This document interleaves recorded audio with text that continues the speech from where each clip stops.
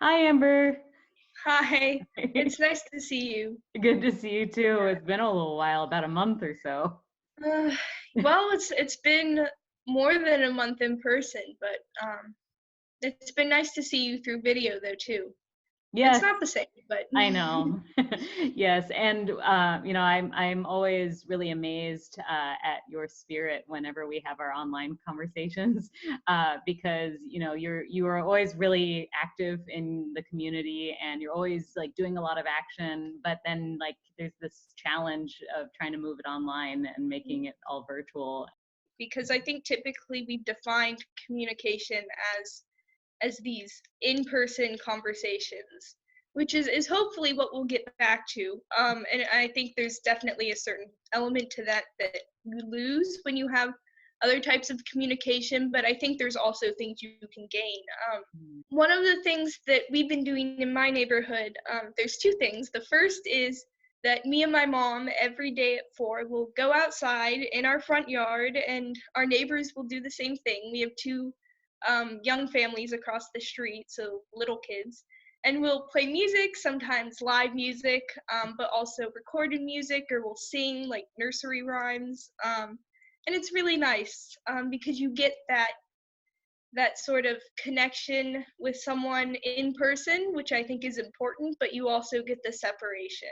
I Um, love that. I remember when I was living in Davis, one of the things I miss is all those big front lawns. mm, People can be out there and kind of share, at least from a distance. It's harder where I live now, because everyone's kind of spread out a little bit, and so it's hard to do that kind of thing. But I love that image of playing music out on your lawn. That's awesome. it's not every night. I don't know who organizes it either, but every once in a while on Nextdoor, someone will post about a howl like that night.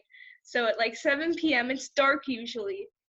Everyone will just start howling like at the moon, like wolves. And I think it's super whimsical. It's really fun.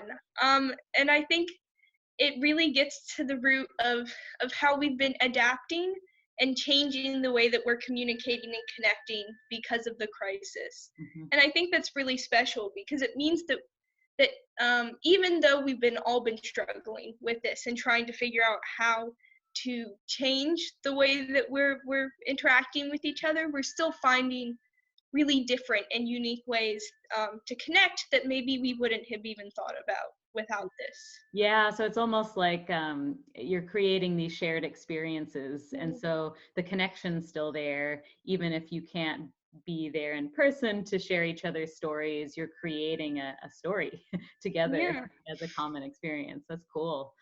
Yeah. How about with friends? Are you able to stay in touch and be together? Yeah, the coolest, I think it's been really interesting, and I think it's it's hard, especially because the first couple weeks I had a really hard time trying to reach out and connect to my friends, and I think it's just because we were all dealing with this and trying to figure out how to make it work.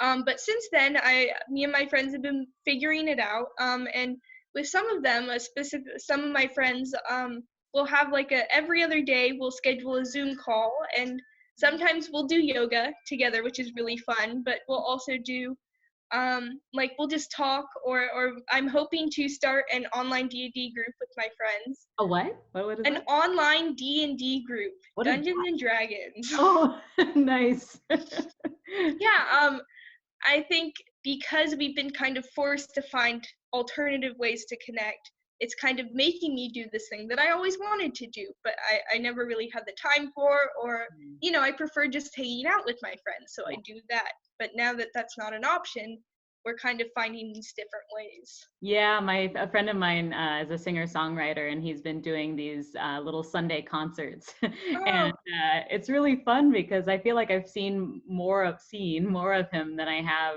for many years because I get to see his music every week, and that's pretty cool. So, I mean, it's kind of like, you can look on the upside, but then also at the same time, it's kind of hard because you miss people, and you miss doing the kind of work that you really love, and so there's always that tension. But I'm glad to hear that you're doing these kind of common experiences and staying in touch with people, at least in the meantime.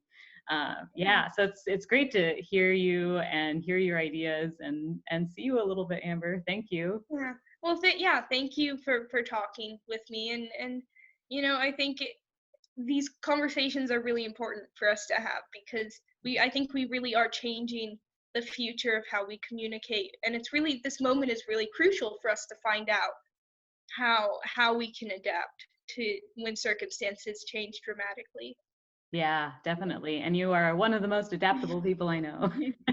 Thank you. It's been a struggle, but yeah, it's important for us to be able to do so, and yeah, it's been fun too.